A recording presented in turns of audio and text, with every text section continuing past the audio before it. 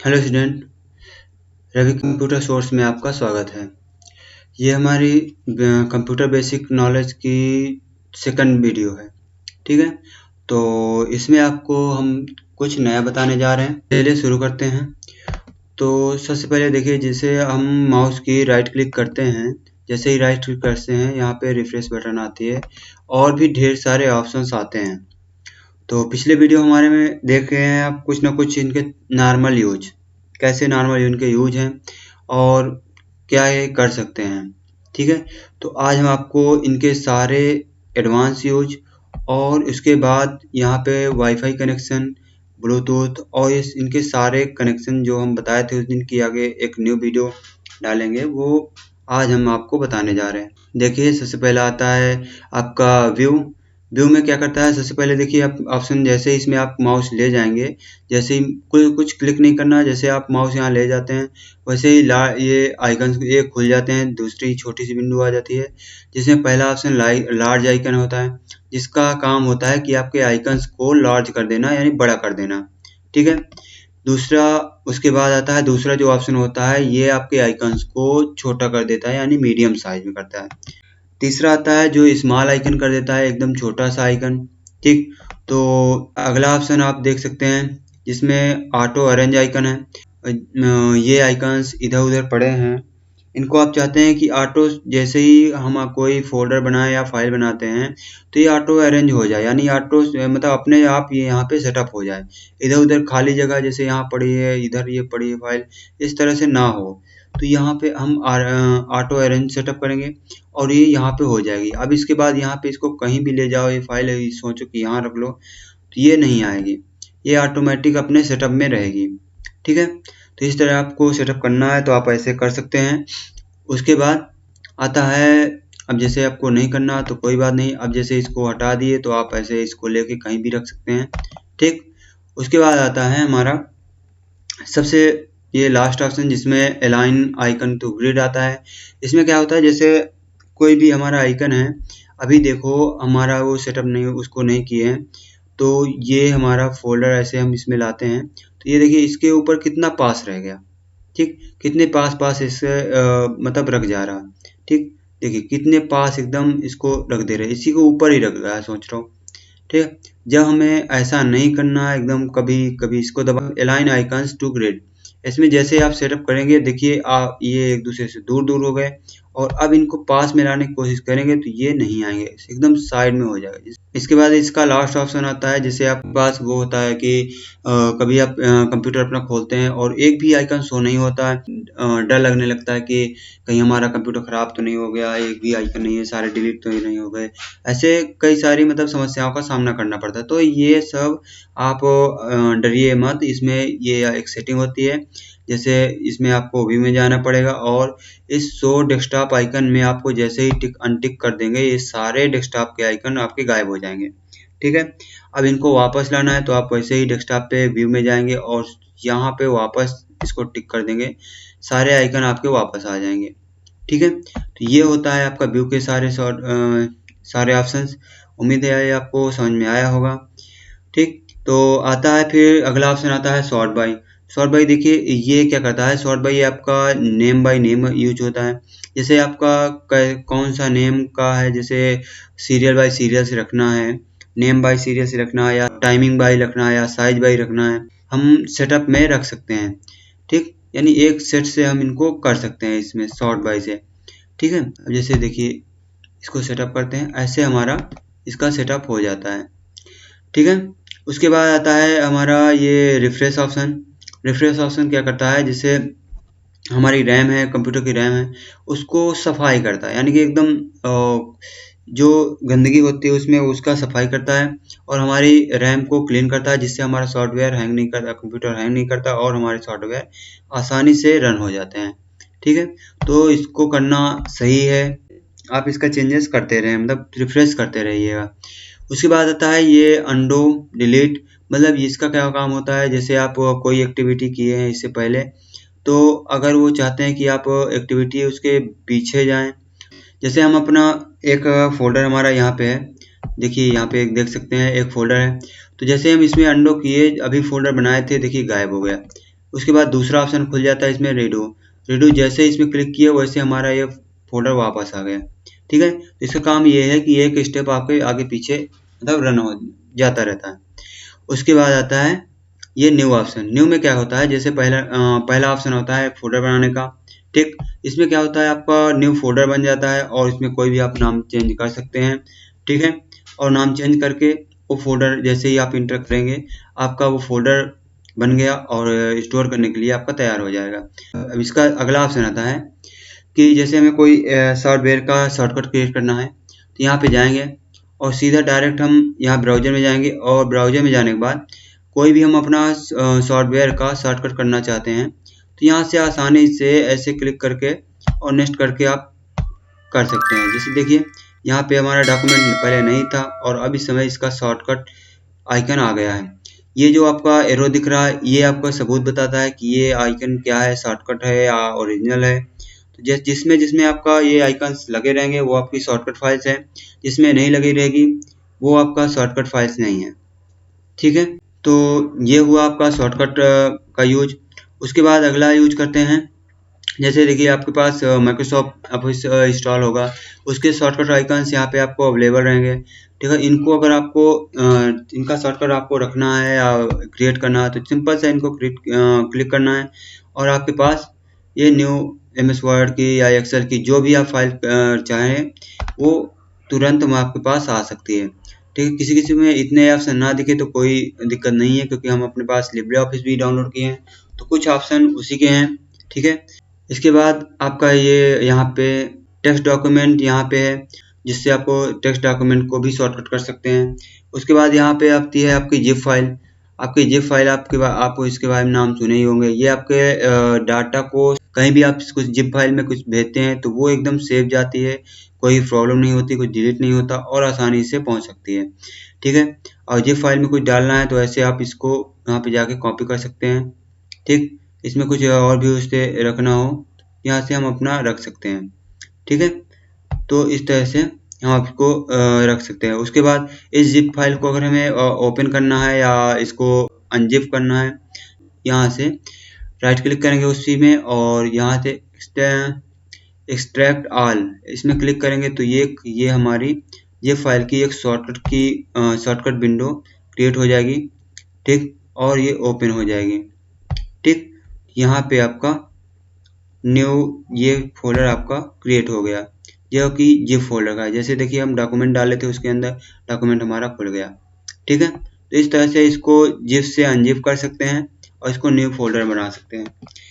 तो उम्मीद है यहाँ तक आपको समझ में आया ही होगा। उसके बाद आता है डिस्प्ले सेटिंग। डिस्प्ले सेटिंग में आपको यहाँ जैसे ही आप क्लिक करेंगे तो डिस्प्ले सेटिंग में आप अपने डिस्प्ले की ब्राइटनेस ब्राइटनेस सेट कर सकते हैं, उसमें कितना वो करना है। यहाँ पे आप नाइट मोड या डे मोड ऑन कर सकते हैं। ठीक है, तो यहाँ से आपको ये सब ओपन कर सकते हैं। इसका दूसरा ऑप्शन आता है कि आपका कंप्यूटर कितना HD है, कितना नॉर्मल है, यहाँ से आप उसको देख सकते हैं। इसको बड़ा पर्दा करके आप देख सकते हैं। ठीक है, कितना HD है, कितना वो आपका ये आप यहाँ से देख सकते हैं। ठीक, ये हुआ।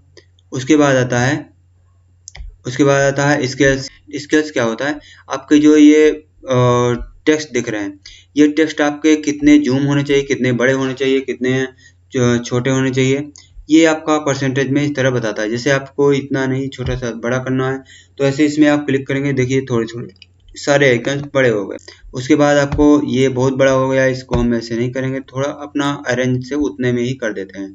ठीक है, उसके बाद अगला ऑप्शन आता है आपका ये डिस्प्ले का। डिस्प्ले आप कितना छोटा करना चाहते हैं, कितना बड़ा करना चाहते हैं, यहाँ से आप देख सकते हैं। जैसे देखिए अगला हमारा जो डिस्प्ले होगा ये यहाँ से लेके यहाँ तक आएगा।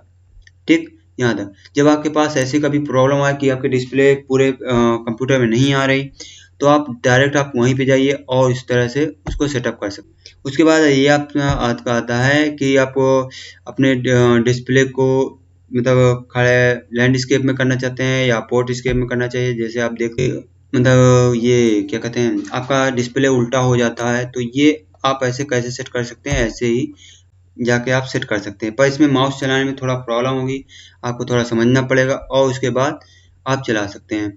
ठीक, इसके बाद आता है ये कनेक्शन जिसके आप मल्टीपल डिस्प्ले कनेक्ट कर सकते हैं। जैसे कोई हमारा हमें मॉनिटर कनेक्ट करना है या और भी कुछ कनेक्ट करना है तो यहाँ से आप कनेक्ट कर सकते हैं। इसके बाद एडवांस डिस्प्ले, इसमें आप डिस्प्ले के बारे में इंफॉर्मेशन सारी मिलेगी यहाँ पे। ठीक है, उसके बाद ऐसे ही एक ग्राफिक्स का ऑप्शन आता है तो आपके ग्राफिक्स के बारे में बताएगा। ठीक, तो इस तरह से आप यहाँ पे अपना डिस्प्ले सेटिंग, ये डिस्प्ले सेटिंग दिया गया है, ये डिस्प्ले सेटिंग आप कर सकते हैं। उसके बाद अगला आता है पर्सनलाइज में बहुत कुछ होता है। देखिए यहाँ पे एक से एक मतलब ढेर सारा ऑप्शन, हर एक ऑप्शन में से कई सारे ऑप्शन ऐसे खुलेंगे।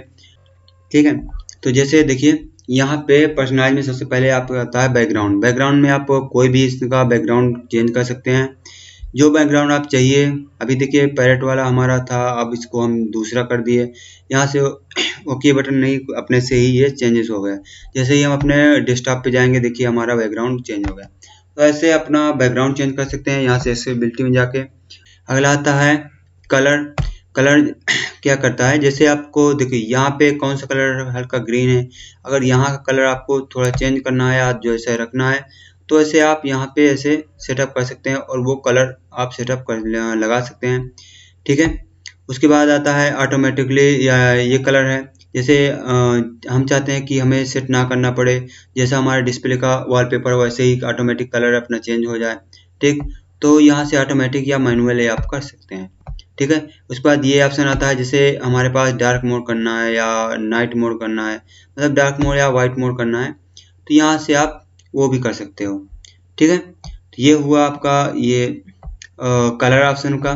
ठीक है, उसके बाद ऐसे ही थीम्स का ऑप्शन आता है। ये आपके थीम्स रहते हैं कि थीम्स का ऑप्शन, यानी कि जैसे देखिए इसमें ये थीम्स रहेगी और इसका ये कलर होगा, इसमें ये थीम्स और इसका ये कलर होगा। इस तरह से सभी का अलग अलग थीम्स होती है, आपको जो बेस्ट लगे आप वैसे ही कर सकते हैं। ये आता है डेस्कटॉप आइकन सेटिंग का। जैसे आपके पास कोई डेस्कटॉप है, मतलब डेस्कटॉप पे किसका शॉर्टकट है किसका नहीं।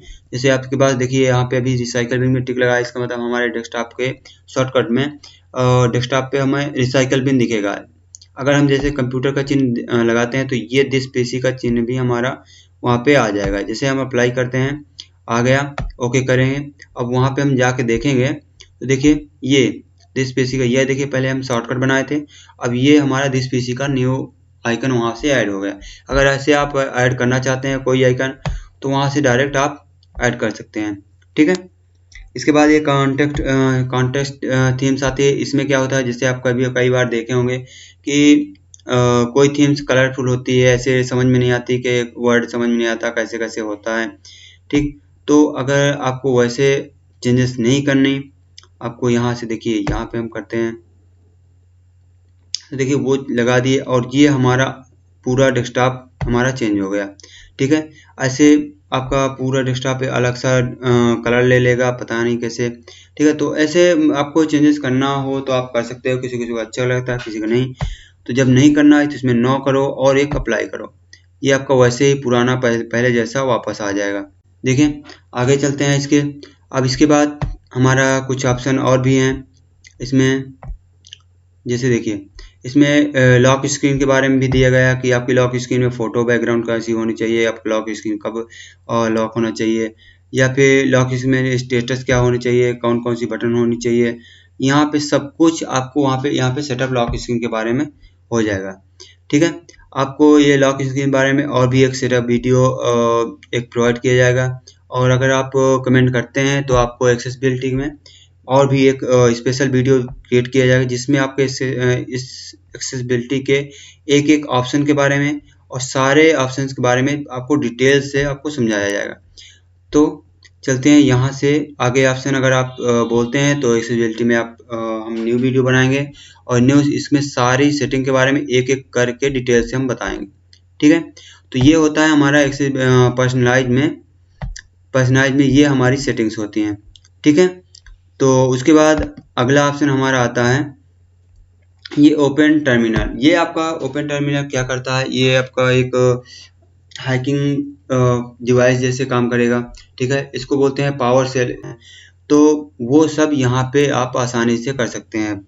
उसके लिए पहले से ही एक CMD ऑप्शन दिया रहता है, फिर भी आप उसमें उसका एक एडवांस वर्जन ये आपका पावर सेल कहलाता है, ये दिया रहता है।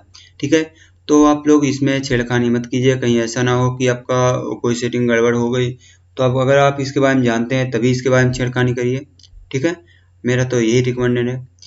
तो अगर इसके बारे में आपको कुछ और भी एक्स्ट्रा नॉलेज चाहिए तो आपको स्पेशल वो वीडियो ही बना देंगे। ठीक है, तो इसके बारे में वो सारी डिटेल हम आपको बता देंगे। ठीक है, तो उसके बाद ये पता चला आपको कि इसका क्या काम होता है। उसके बाद आपका ये आता है अगला ऑप्शन, एकदम लास्ट ऑप्शन। जैसे हमारा इसमें हमारा वो खुल जाता है एक छोटा सा विंडो, सेम वही जो पहले हम बताए थे, जिनको बताए थे उसी का छोटा सा दूसरा पुराना वर्जन विंडो खुल जाता है। ये आपका विंडो 10 का वर्जन है। इसमें भी वही सारे ऑप्शन रहते हैं। इसमें एक ये नेक्स्ट बैकग्राउंड ऑप्शन न्यू है। इससे क्या होता है, जैसे हमारा ये बैकग्राउंड है, इसको दूसरा करना हो तो ये ऑटोमेटिक दूसरा हो जाएगा। इस तरह से ये नेक्स्ट बैकग्राउंड में काम करता है। ठीक है, तो इसमें भी वही ऑप्शन दिया है। तो उम्मीद है कि ये सारे ऑप्शन के बारे में आपको पता हो गया होगा। और अगर वीडियो हमारी अच्छी लगी तो चैनल को हमारे सब्सक्राइब करिए और ऐसे ही वीडियो देखते रहिए।